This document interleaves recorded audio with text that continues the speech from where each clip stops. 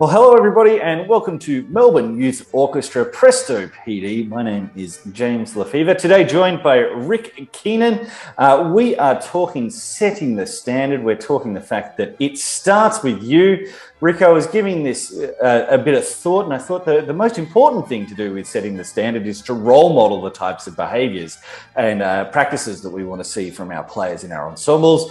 I did a quick 3-2-1. I think preparation important, a level of enthusiasm about what we're doing and engaged in what we're after is important. And I think consistency is important. I used to have a saying with my ensemble, you get that question, is band on today? And it was always the death, taxes, and band. I never cancel a rehearsal unless we absolutely have to. But before walking into that rehearsal, I'm sure you invest some significant time in planning out how that rehearsal is going to go. Absolutely. Yeah. Thanks for this. It's a great topic to be talking about.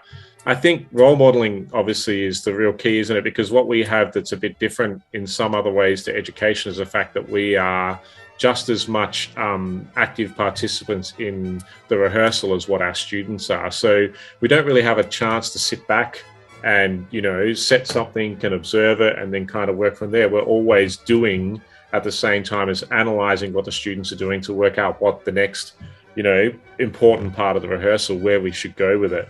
So I think that's actually a real advantage to us as conductors and educators. So the first one is obviously we all have our own unique skill sets and things that we feel comfortable with, but we have to feel like when we stand in front of the ensemble, we believe in what we're doing with our bodies as conductors. Because if we do, even within our own, level of skill set and time that we want to put towards the craft of conducting, our students will believe in what we're doing as musicians because they first of all sense that we believe in what we're doing creatively and expressively. And then secondly, they want to be a part of that because it's almost selling a vision, in the way that you gesture and the way that you conduct. So I think that's really important. So how do we get there? We're talking about setting the standard. How do you get to that level of integrity, I guess? Well, I think it really just comes down to time. And I think it's like as usual with every job, you've got to actually be working towards the job that you want rather than the one that you do have. So Melbourne Youth Orchestras was a great one for me. We're maybe working in a school back, 10, 12 years ago where I was only able to rehearse for 45 minutes at a time. There's only so much you can do to develop the craft in the rehearsal. So for me, going and doing Melbourne Youth Orchestras back then was about actually expanding my craft so that when the job eventually came up at Affirm, I was obviously working at a higher level than what my school job gave me the opportunity to, and that helped prepare me. But I guess before that, it was conducting community ensembles, any level of ensemble that I felt was extending me beyond what I could get through my school environment, if that makes sense, and then bringing that back to my school. And I guess the homework that goes into preparing for those stepping stone opportunities. I think one of the other things I sort of was, when thinking about this topic, was something really, really practical that doesn't always happen in a school setting, which is something as simple as getting the music out to the players a couple of weeks in advance, so that that they've had the opportunity to be able to have a look at the dots on the page. So when they come to rehearsal, that expectation is that it's not the first time that they've seen it, or if it is, having a read through a couple of weeks ahead of time before you're actually going to have a proper rehearsal on the piece of music. So not only planning and preparing for the rehearsal that you've got today, but actually mapping out that arc of the year and looking at it. Okay, so we're 12 weeks out from that thing. That means that we need to do X, Y, Z this week, which will mean that the following week we'll be able to build on that. So having some kind of a bigger picture planning going on as well. I was thinking that consistency, I mentioned at the top, that's a really important part of this. And I think engagement for students is a bit of a balance of being predictable, having routines, but also on providing novel and different opportunities within the rehearsals. That's something that I've sort of been grappling with a little bit, and being able to set up those musical expectations in rehearsals. So, things as such as having engaged and intentional music makers with, just basically like as soon as we sit down, I'm expecting you to try and make the best sound that you possibly can always. I'm expecting you to be listening to the ensemble.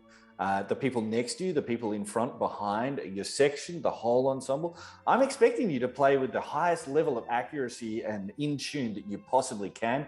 I'm expecting you to take risks and to really kind of push the parameters of what you think that you're capable of. And yeah, as I said, I expect you to have actually done some homework yourself and learnt what's going on. Is there anything else that you wanted to add in there, Rick?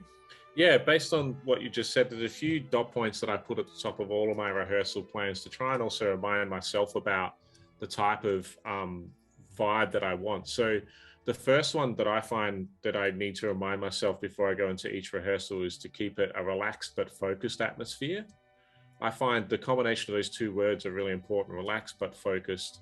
The second dot point I always remind myself is to make it an encouraging, creative and stimulating environment that allows for the students to also be curious about what it is that we're doing and almost lead the rehearsal in the questions and the way you ask the questions of them, you know. And then the other one is in trying to make sure that you have certain expectations. I think that I'm probably guilty of this, and it's important that I balance what you might call withdrawals with deposits. So for instance, that was good. I really love what you did there, but now we want to try and focus on this. Whereas sometimes we can, you know, always go to finish a certain section, and because our mind's thinking of how we want to improve the ensemble, we just jump straight into, oh, this is what we need to do to fix it. But we forgot to tell the students that actually you did 95% of that was amazing. Now we just need to work on this. Yeah, I've got a saying that I stole from a principal I used to work with, and I think it really speaks to that as well. We increase what we affirm. We increase what we affirm. So if you notice that there's something great happening in the French horn section and you highlight that, all of a sudden you've highlighted that for the entire ensemble and identified that that's a desirable behavior. That's a desirable musical outcome. We want more of that. Everybody in the ensemble has been reminded of that. So we increase what we affirm. Hey, here's another saying for you, Rick. Where do you fall on this one, talking about setting the example? It's the standard you walk past is the standard you accept. What are your thoughts on that one?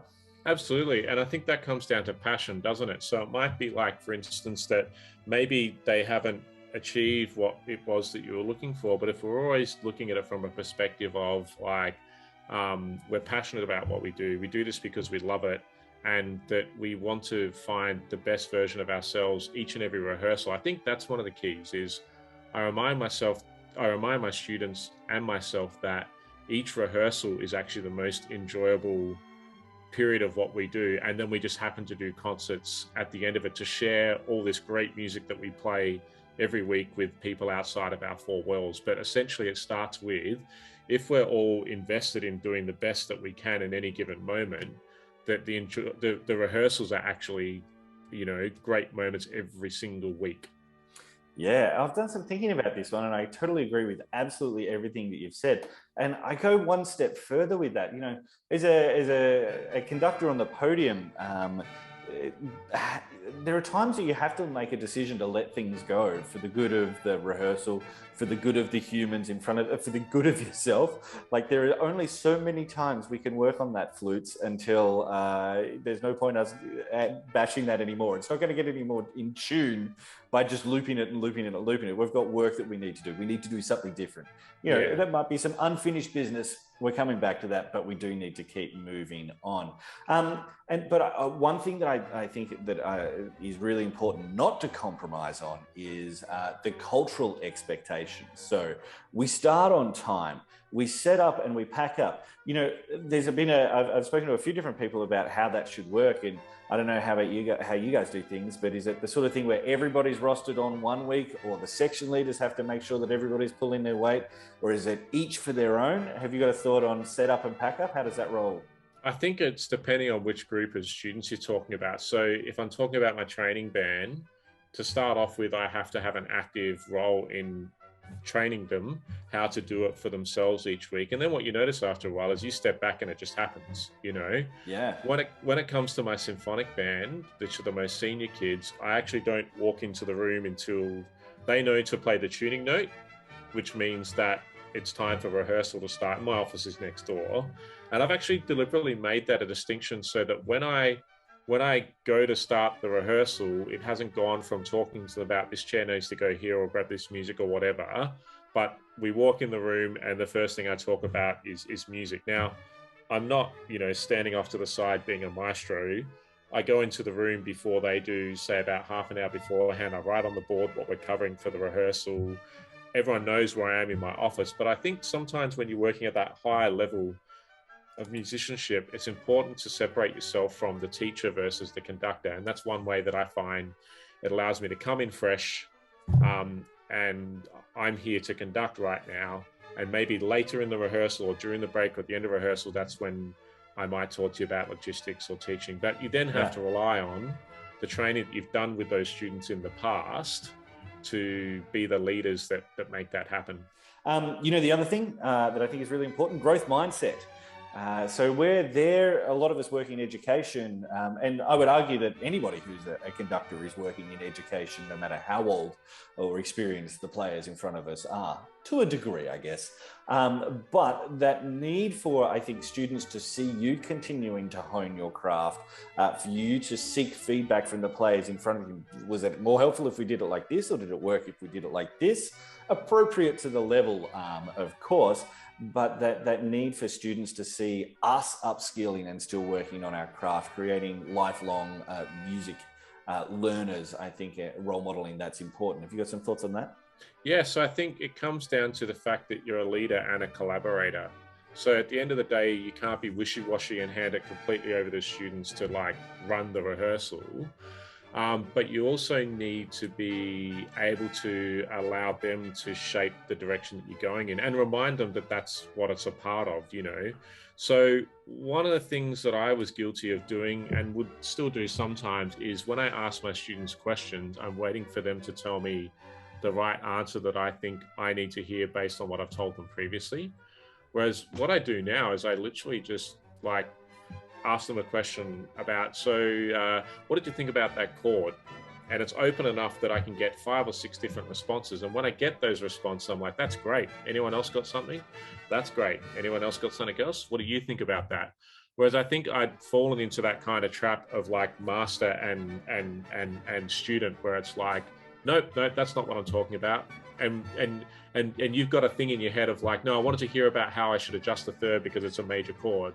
When in actual fact, that's kind of, you can add that in later if you feel like one of the students don't, cover whatever it is. But I think that kind of relationship with the students where you trust their answers, they will then come forward with better answers.